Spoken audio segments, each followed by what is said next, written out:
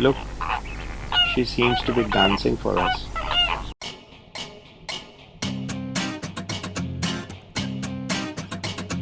It's day 3 today, and we start close to the camp exploring the nearby lake and marshlands of Ndutu. We watched in awe as the male impalas engaged in their fiery yet graceful practice duel. This crisp morning air carried the echoes of their battle as they tested their limits. Leaving them behind, we made our way towards Lake Ndutu, and the moment it came into view, we were utterly spellbound. The lake shimmered like liquid silver under the golden morning sun.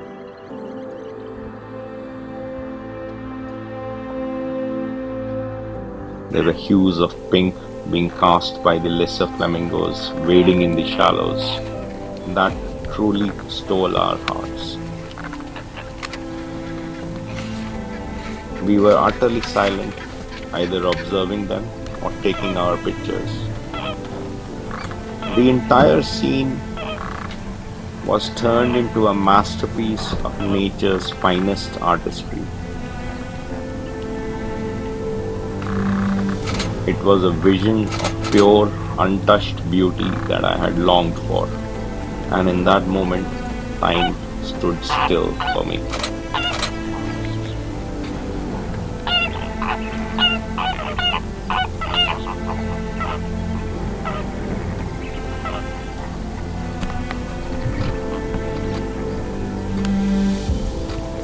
Look, she seems to be dancing for us.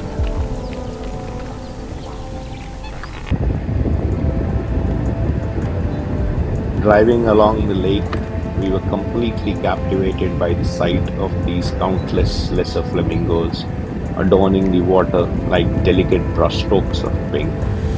With every ripple, every flutter of their wings, the scene felt like a dream.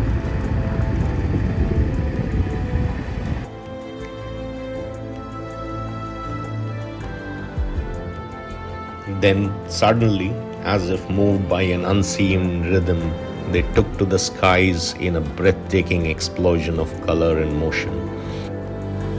In that fleeting moment, we weren't just spectators, we were immersed in nature's grand spectacle.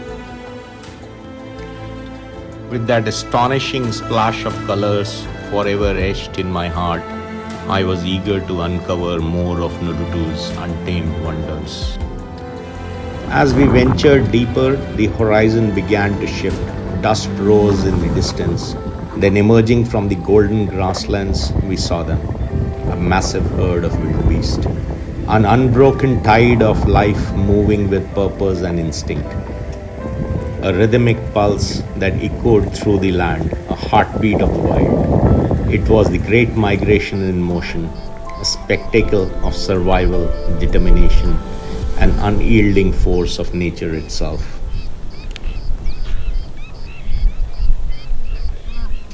Everywhere we looked, mothers stood watch over their fragile young, their eyes filled with both tenderness and vigilance. The air buzzed with the soft bleats of newborns. In every direction, the miracle of the circle of life unfolded, a delicate balance of innocence and instinct, hope and hardship. Then suddenly, a quiet realization settled within me. Some of these little guys will make it to their adulthood, crossing the vast plains of Serengeti to Maasai Mara and back, but many would not. The weight of that truth stirred something deep within me, a mix of admiration and reverence for the raw beauty of nature's design. Yet, life would go on. The endless rhythm of this wild and wondrous land would continue, just as it always has.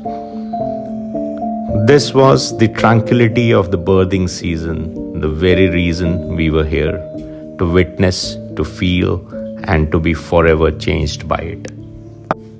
We moved on across the plains, with swallows dancing in the air beside us. They swooped with playful grace as if they were trying to tell us something. Perhaps they were guiding us forward, or maybe reminding us to embrace the journey just as they did, wild, free, and untethered.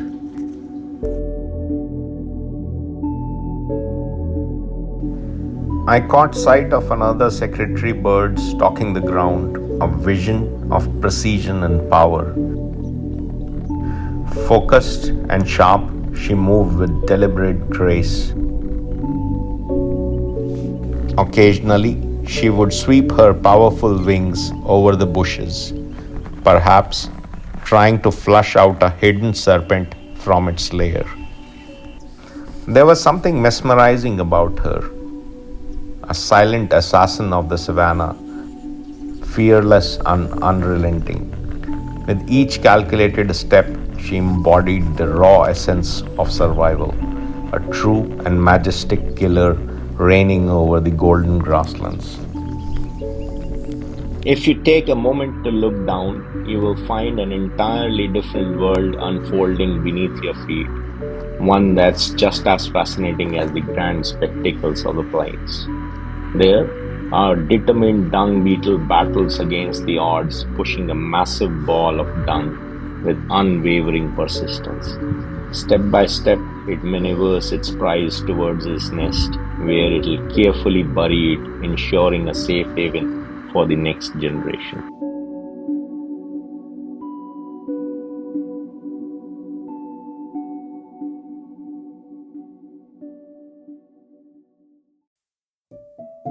Soon, we arrived at a scene of raw, unfiltered reality, a stark reminder of the unforgiving laws of the wild.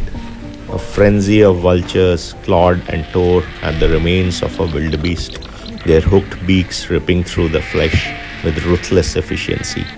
Feathers ruffled, wings flared, and guttural squawks filled the air as they fought for their share of the feast. Another life taken, the echoes of its final moments had long faded, leaving only the silent testimony of scattered bones and crimson-stained earth. Yet, even in this gruesome spectacle, there was a purpose. Nothing in the wild is wasted.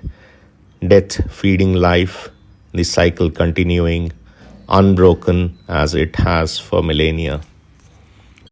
Moving along, we came across a familiar face, the cheetah mom from yesterday. She had traveled a great distance in search of prey. Exhausted but ever vigilant, she rested beneath the shade of a bush. Her two cubs nestled close by. While there are only 5 vehicles allowed at a sighting like this, but as more jeeps poured in, the mother stirred. With quiet grace, she rose, casting a wary glance at the gathering crowd, and without hesitation, she led her cubs away to find another patch of shade, away from the prying eyes of humans. The little ones followed her obediently. Soon they settled, embracing the peace they so deserved. It was a humbling moment, a reminder that while we are mere visitors in their world, their survival depends on the space and respect we afford them.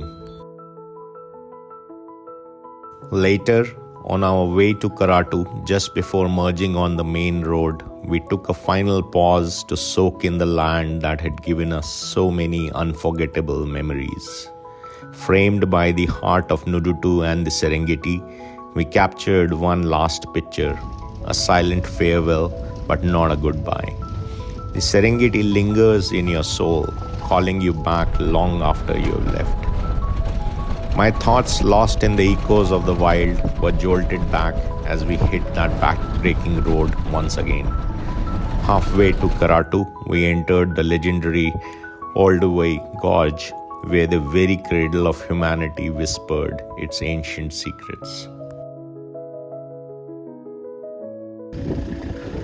So we just stopped on the way towards Karatu at Ngorongoro Lengai UNESCO Global Geopark. This is where the first human remains were found.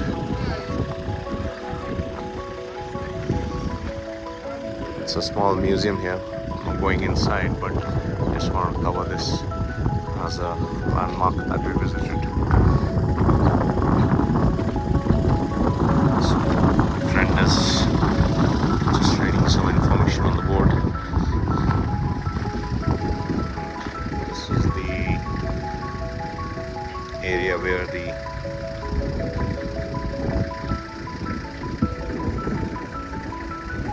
remains were found. Signs of human settlements. Finally, as we climb out of the Malanja Depression, we are once again in the lush greenery of Ngorongoro Caldera.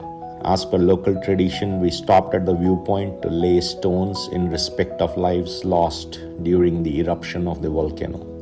We are now at the viewpoint of Ngorongoro crater. Just stopping here for a quick break, and then we will head towards Karatu, which is our final destination for today. So we had a good time at Serengeti, and with these majestic and beautiful views of the crater, I think we'll call it a day for our safari, and we'll soon have lunch, and after that head towards our rest stop, which is going to be Eileen's guest house. Yep.